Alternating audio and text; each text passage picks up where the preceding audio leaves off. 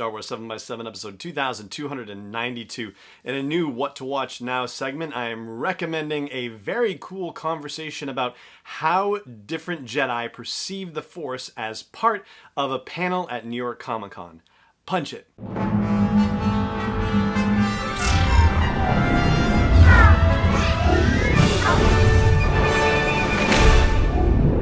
Hey Rebel Rouser, I'm Alan Voivod, and this is Star Wars 7 by 7, your daily dose of Star Wars joy, and thank you so much for joining me for it. So, at New York Comic Con, which happened just this past weekend and virtually, there were a couple of Star Wars panels. One of them was a panel specifically about the High Republic featuring Michael Siglain from Lucasfilm and the 5 authors of stories in this initial launch of the High Republic. That, of course, would be Charles Soule doing Light of the Jedi, Justina Ireland doing A Test of Courage, Claudia Gray doing Into the Dark, Daniel Jose Older, who does the IDW High Republic Adventures comic, and Cavan Scott, who does the Marvel High Republic comic. Now, the panel itself went on for about 26 odd minutes or so it's not an hour-long panel, and the nice folks at New York Comic Con made it available for viewing on YouTube after the fact, and I will have the link in the show notes for this episode and also at the blog post at Star Wars 7 by 7's website, sw7x7.com. The panel talked about the Great Disaster, and there was a more direct question about what is the Great Disaster, but they still don't really answer the question. However, the conversation that we had yesterday about the elements that we know about with the Great Disaster were kind of repeated in this panel. Michael Siglain talks about the Legacy Run and that it's a very large cargo ship, and so all of its stuff is being dropped out of hyperspace. But he mentions that there's something that they encounter in hyperspace that causes a problem, which is, fantastic additional information. And he also expounds on the fact that it isn't just the Legacy Run, that this kind of thing is happening in multiple places in the galaxy where stuff is just getting, thrown out of hyperspace, having to, get out of hyperspace as quickly as possible for safety and whatnot, but it's causing all sorts of calamities in other places in the galaxy. So it isn't just the Hestel Prime location with the Legacy Run, it is in multiple places in the galaxy. And the panel itself does a great job of getting feedback from all 5 authors and letting them talk about their main characters and lightsaber designs and other cool stuff like that.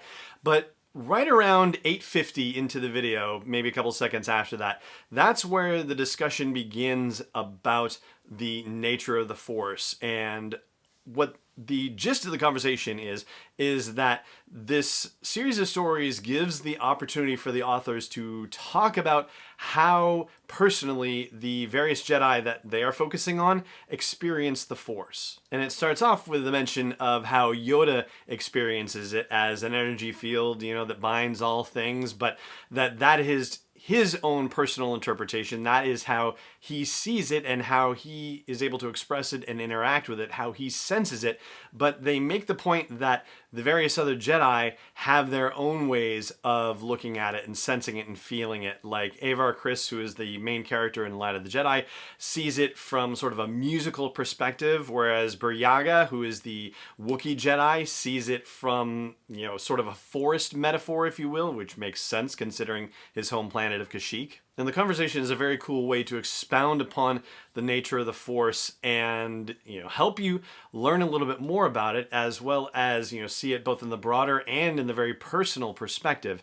And it also does add a bit of intrigue as well, because when the High Republic press materials talk about a threat to the Force itself, then you have to understand that the way that each of these individual Jedi experience the Force, that means that they are being threatened with their particular connection in a very personal way as well. And the whole conversation that they have actually started leading me to wonder what the end point of this whole initiative is.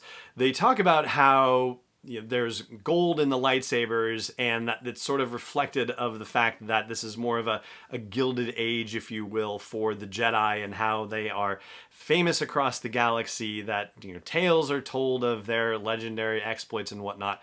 But how is this all going to end? How are we going to draw a connection between the result of the High Republic storyline and what we see, say, in The Phantom Menace, for example? I think that may be a topic that we're going to explore probably sooner rather than later. And there was one other set of big reveals, not necessarily about the High Republic storyline, but about what's to come in the future as part of that panel, and I will share that with you here.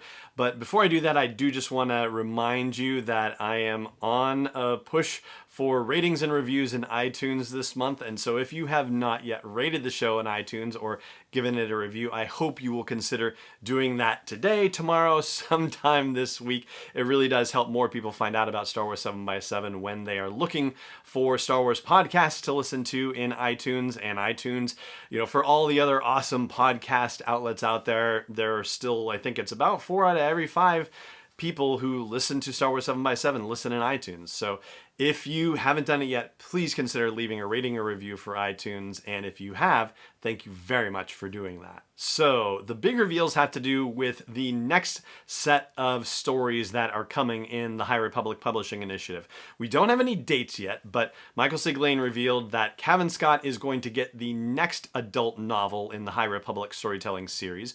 Justina Ireland is going to get the next YA novel, and Daniel Jose Older is going to get the next middle grade novel. And when we talked the other day about the other publishers who are involved in this High Republic initiative, one of them we talked about was Titan.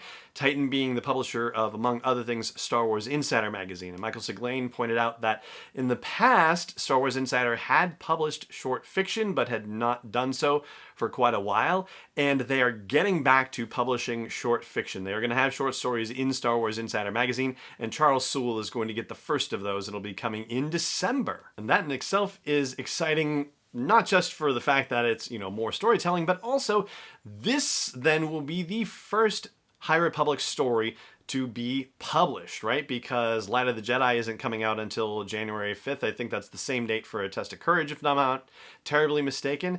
So yeah, if it's really coming out in December, or if that's just, supposed to be in December, but really on newsstands January 21st or some weird thing like that, this could be the very first High Republic story we get in its entirety. But really, if you are interested in checking out the scoop about how different Jedi experience the Force, I really thought it was very cool.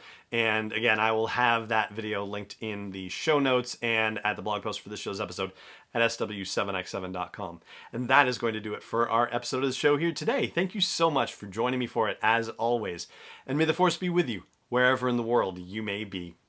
Star Wars 7x7 is not endorsed or sponsored yet by Lucasfilm Limited, Disney, or 20th Century Fox, and is intended for entertainment and information purposes only. Star Wars, the Star Wars logo, all names and pictures of Star Wars characters, vehicles, and any other Star Wars-related items are registered trademarks and/or copyrights of Lucasfilm Limited or their respective trademark and copyright holders. May the Force be with them. All original content is copyright 2020 by Star Wars 7x7. We hope you love it.